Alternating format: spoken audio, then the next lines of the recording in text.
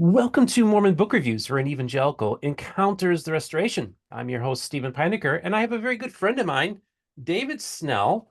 You all know him from Saints Unscripted, and he's here to talk about a new channel that they just started up. But before we go there, David, welcome to the program.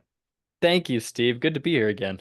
Yeah, I had a great time last year coming out to the studio and getting to know you guys and taping an episode, and you guys kind of did the same and taped something for my channel as well, and that was really fun. And I noticed recently that you guys, first of all, Saints Unscripted has really, really grown over the Mm. last year or so. What do you attribute that growth to? In the words of Professor McGonagall, sheer dumb luck. I don't know. uh, I mean, we're out here trying. We're out here trying to put out good content, and if it's resonating with people, we're very grateful about that. I haven't kept track of kind of subscribers maybe as closely as I should have, but yeah, I think we're at 80 plus Yeah. thousand or something like that, and we're grateful. We're grateful that people watch us a little bit.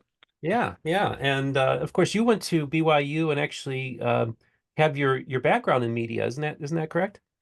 Yes, wow, good memory, Steve. Yeah, I studied communications with an emphasis in broadcast journalism, and then I realized I didn't want to be a news reporter, and so here I am. I got lucky though, being where I am. But And yeah. so early on, of course, Saints Unscripted originally was called Three Mormons. You pretty much were almost from the beginning of this whole thing, wasn't that correct? Were you one of the first people involved in this, or you were one of the early people on the program, weren't you? I guess relatively speaking, yeah. I wasn't there at the beginning. I came in, oh man, I don't know how many years, 2 or 3 years Oh, in, okay. I think. But it was back when we were called Three Mormons, and then we rebranded to Saints Unscripted, which is where we're at now. But yeah, it's time flies, man. It's been great though. That's great. Yeah, no, it's interesting to see, been around for a long time now, and you're part of the whole quote unquote Mormon podcast YouTube world and stuff like that. And kind of feel like, I got to know you for years just by watching you, and then having the opportunity to actually be in the studio was great, and getting to know you as David is just like he is on the program. He's just a nice guy in real life and on camera. He's the same person, and it's really a pleasure to have you have somebody like you in my life. So it's really cool. So Saints Unscripted has really done a lot of interesting stuff. It's kind of geared more towards younger audience, for youth people, for LDS youth. And you talk about like conversion stories, but then you also started doing some stuff about history and theology and stuff like that. And it seemed like it was almost like you were two different channels in one sense. You were doing a couple different things, and so you guys kind of came to the conclusion that maybe you needed to maybe start up another channel. Maybe talk a little bit about that. Yeah, so we we had a few people refer to us as kind of the Costco of Mormonism, where Ah, you'd kind of come and whatever you wanted, it was there. If you wanted okay. conversion stories, you could come to Saints Unscripted. If you wanted, my little history monologues, you could come there. Academic scholar interviews, you could come. Mhm.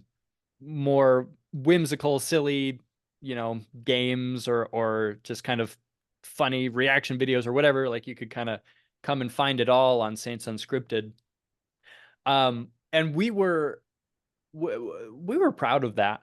That was a lot of fun for us, and it was fun to kind of experiment in all these different areas. Um, but after a while, yeah, we kind of noticed that some members of our audience, some viewers were coming for one specific thing that we were doing. Maybe it was faith and beliefs videos, the scripted segment of Saints Unscripted that I produced for, 6 years or whatever, almost 6 years. Or they'd come just for conversion story episodes, or they'd come for, whatever it may be. Um, but we want to reach as many people as possible. We want to have as big an impact as possible and kind of spread kind of, our message of the restored gospel as far as possible. And to do that, we realized that we kind of had to play by YouTube's rules a little bit better. Because if your audience is only coming for, a specific type of video on your channel, if they're only watching, 30% of your content or whatever, then what that is telling YouTube is maybe this content isn't as valuable to people as we would hope it would be. So we're not going to suggest it to other people as much or whatever. And so kind of our solution to that was to split the channel up into a couple of different channels, which has been a lot of work, but I think that it is the best move for both Saints Unscripted and the new channel that I am. Oh, you changed the screen here. Gotcha.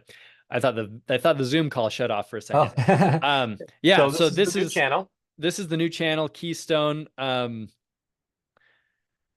yeah, we thought that splitting it would be in the best interest of both channels, so that those who really liked the kind of OG Saints Unscripted content could go to Saints Unscripted and consume all of that content. And those that really liked the kind of faith and belief style content could come to Keystone and find just the content that they liked there. So they didn't have to sift through different types of content.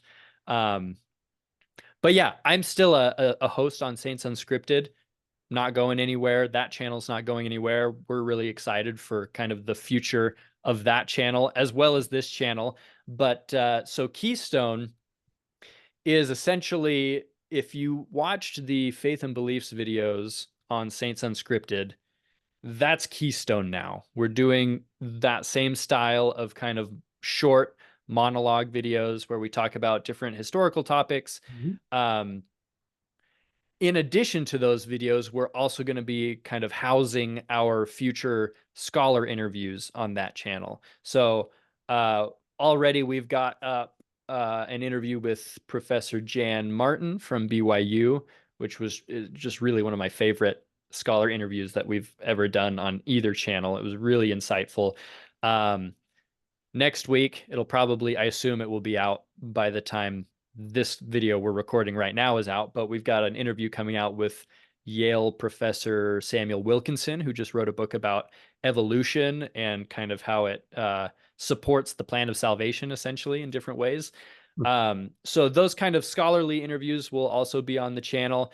And we're also going to try harder to be more current with things. I spent a lot of time on Saints Unscripted looking at historical topics, and I'm still going to continue to do that on Keystone, but I'm going to try a little harder to add some commentary or content surrounding things that are happening right now as well, because those are also important, you know. Yeah. Yeah. So, It's and great. I guess I'll say one of the differences for me personally is on Saints Unscripted, I was a host and I loved that, and I'm still a host. Um, there was a lot though that was kind of outside my control, which isn't necessarily a bad thing. Um, I'm just kind of a control freak. I'm sure that some of my coworkers find me hard to work with. I'm because I'm a bit of a perfectionist, but on the new channel, I'll be the producer of Keystone, which we'll see how that goes. That's new to me. I'm sure there will be a learning curve. I'm sure that, you know, I'll be making plenty of mistakes along the way, but it'll be it'll be fun for me personally to kind of be able to branch out a little bit and, you know, do more of the scheduling of guests and the more of the production behind the scenes. Um, that'll be fun. But we've also got our the same video editor that was editing the Faith and Beliefs videos is still editing the Keystone videos. That's Taylor Jorgensen. He's absolutely fantastic. And anyway, I'm rambling, but we've got some good content out on Keystone already. We've got a lot of stuff planned for the future that I think is going to be a lot of fun. So yeah, if anybody hasn't subscribed yet, go ahead and do it if that's something you're interested in. But yeah, Well, I'm I excited definitely about it. think a lot of people in my audience, because I, of course, there's going to be some overlap in what we're doing, because I talk a lot as different Yeah. scholars as well. So, folks, what I'm doing right now is I'm hitting subscribe. There we go. So now I am your newest subscriber to your channel. You're So I too want to, kind.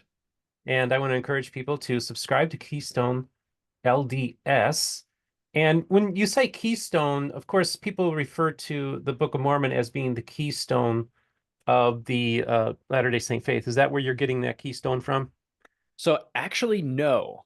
we Okay. thought people might think that, which That's we're fine. okay with. I'm Okay. glad that they're not thinking of Keystone Light beer or whatever. I think that's a brand out there, but Yeah. we'll take the Book of Mormon over that. But actually, you can't really see it here, but right about here in my home office, this picture on the wall is a picture of the Salt Lake City Temple. It's one of the original um, kind of Truman Angel architectural drawings of like the south side of the temple, one of the sides of the temple. Um, and above the windows, some of the windows, there's an archway and there's a keystone on each of the windows. And on the keystone, there's an inverted star. Uh-huh.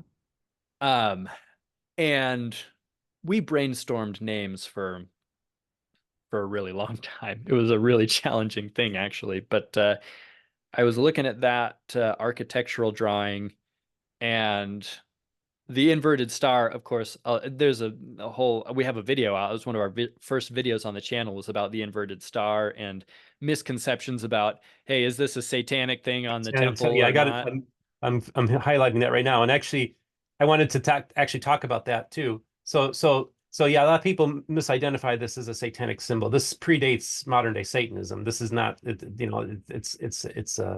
malarkey to say that it's a satanic symbol.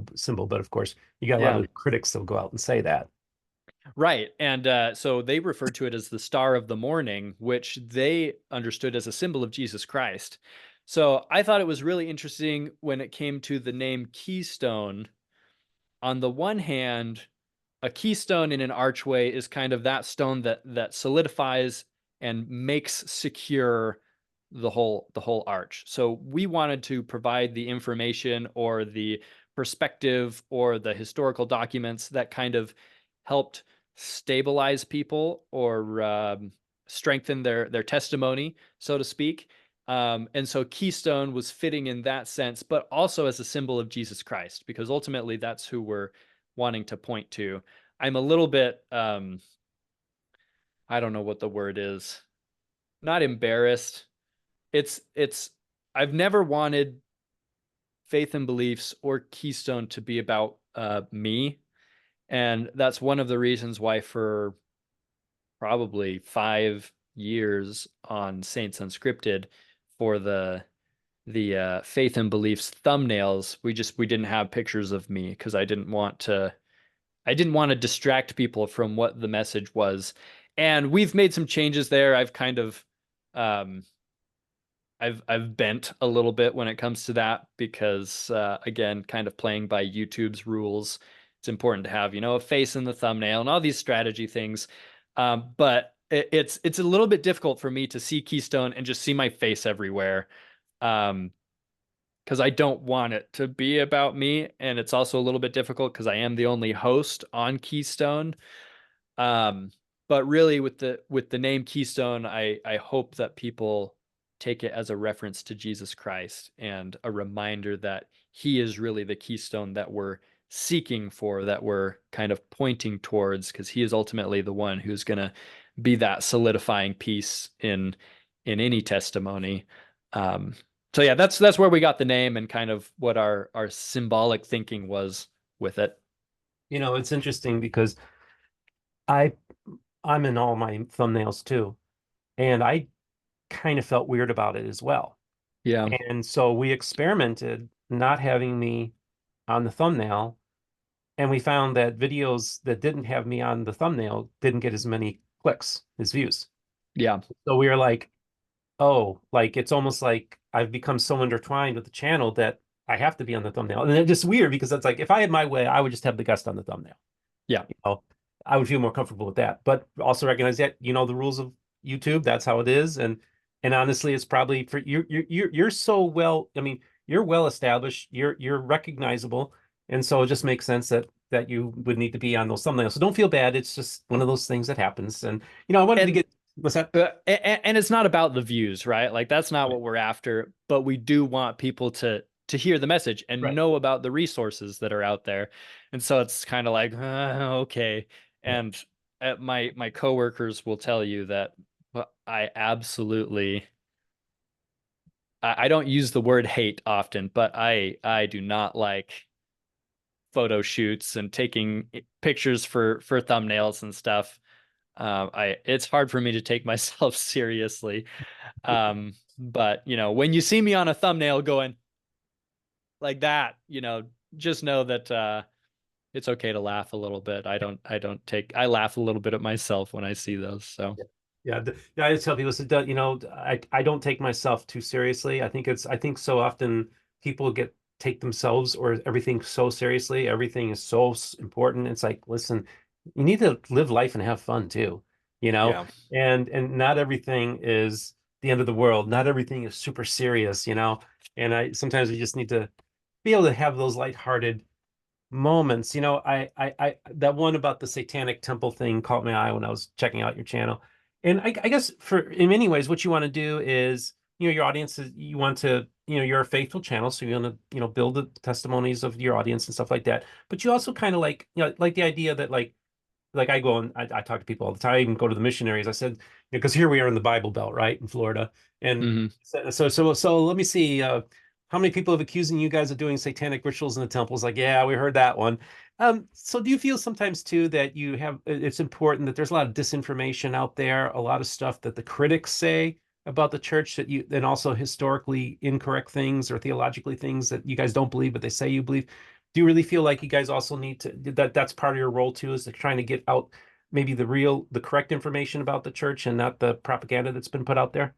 Sure, yeah, absolutely. Kind of our kind of value proposition for the channel is we aim to fortify Latter-day Saint faith and combat misinformation through just good old-fashioned research presented in an engaging, respectful, and easily understandable way. Uh, so yeah, we're going to do a lot of that. We have done a lot of that in past years on the faith and belief segment. We're going to continue to kind of dispel some of the rumors and accusations that happen. The thing is I don't mind. Of course, I want people to join the church. I don't want people to leave the church, but I respect people's agency, and if they choose to do that, like that is their choice, and you are entitled to make that decision. The thing is that I want to make sure that people do that based on good information, that they have correct information and are using correct information to come to their own conclusions. And if they do that, then that's great. But it pains me to see people, um, for example, say, "Oh my gosh, I'm leaving the church. Brigham Young put broken glass in sacks of flour and gave it to Native Americans. That's such a horrible thing. I can't support him. I'm out." Without doing the research and understanding, well, hey, that's probably actually 99.9% not true. Like, it's very, very, very unlikely that that ever happened. And so I want to present the research and say, hey, look, you can decide for yourself. If you've heard this thing, here's the research surrounding it. Um, Take it for what it's worth, and you can go from there. But it would be hard for me if I heard something controversial and then left the church because of it, and then found out that it actually wasn't true. I would feel pretty weird about that. Um, but again, I think that ultimately, whether you're going to believe in the foundational truth claims of the church or not, that's going to be a choice. I think that God has intentionally designed it that way. And if he respects people's agency enough to let them choose not to believe, then I think that we should too. It's interesting. The the the missionaries were contacted here locally by a person who's a 5-point Calvinist who wanted information on the church, and the missionary sent them my way. So and I thought that was hilarious. But I got together with this gentleman who's putting together a presentation for his church about different religions, and one of those is Church of Jesus Christ of Latter-day Saints. And he wanted to get like the best information out there, like the most accurate information, like what is the theological beliefs of the church. So I gave him some recommendations, and I just told him, I said, listen, I said, I want you to give the kind of presentation that he's going to be critical of the church, of course, because he's going to be contrasting, well, this is what we believe and this is what they believe, and blah blah blah. But I said, I want you to do a presentation that if a Latter-day Saint sat in on it, they would feel like, well, I don't agree with his conclusions, but he was fair in Hmm. his critique and his and it was knowledgeable about the subject. I feel that that's so important. That's why it drives me crazy when I see these Christian apologetics organizations who are using decades old research that's out of date. They're using 1980s counter cult stuff from Walter Martin still, and Mm. nobody is using these. And these groups are using bad information. They're not up to date. And my whole thing is if you're going to do criticism of the church, at least use correct info, use the accurate information, use the latest research. Don't use stuff that's outdated.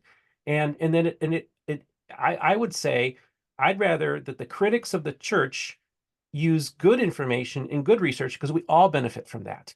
Yeah. Because the lies and deception is actually one of those things that, like you said, there's a story going around that's probably not true about Brigham Young, but somebody leaves the church based on something that's not true.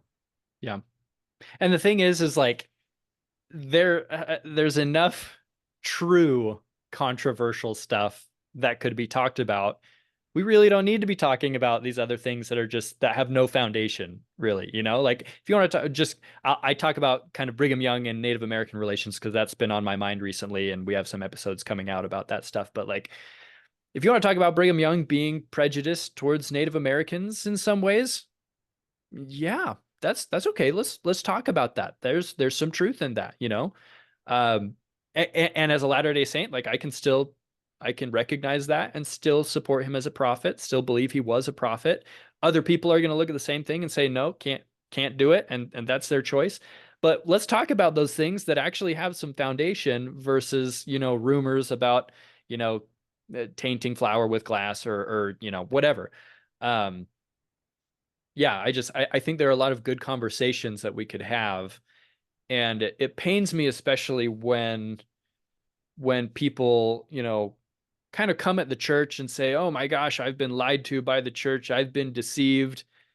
And then they turn right around sometimes and say things that aren't true about the church or the history or, it's rough to see. And of course not all critics do that. There are a lot of, people who leave the church or who are critics of the church who are great people and great people can disagree on some things. But some of those inconsistencies are hard to see sometimes. Yeah, that's so true. So we're going to go back here, folks. Just remember the name of the channel is Keystone LDS, and I'm already subscribed. I encourage you to subscribe.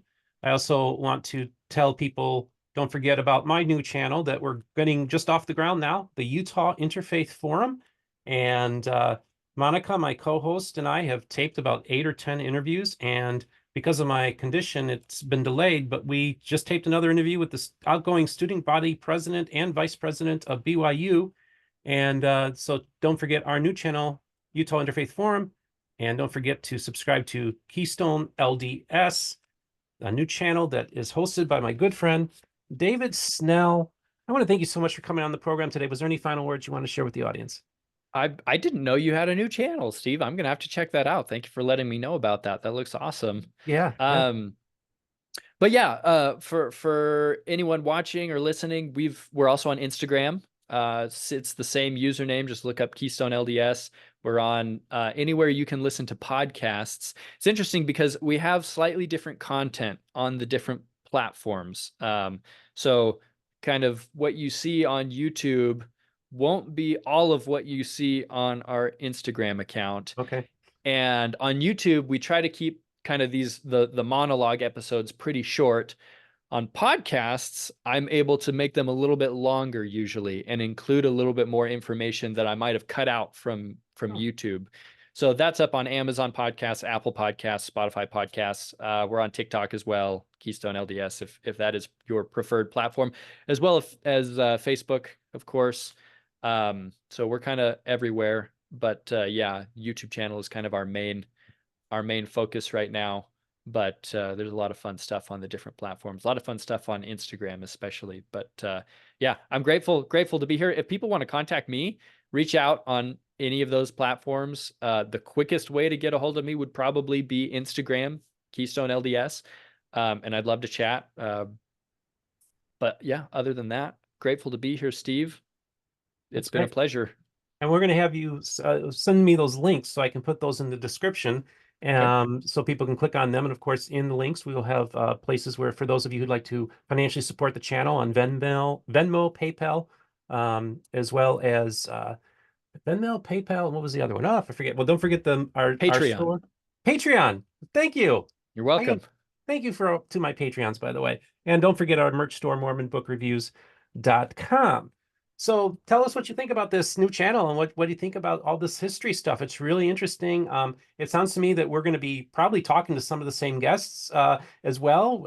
And you're probably going to have some people on that have been on my program and vice versa. And so it's another place that you can learn about Mormon scholarship and the latest information out there.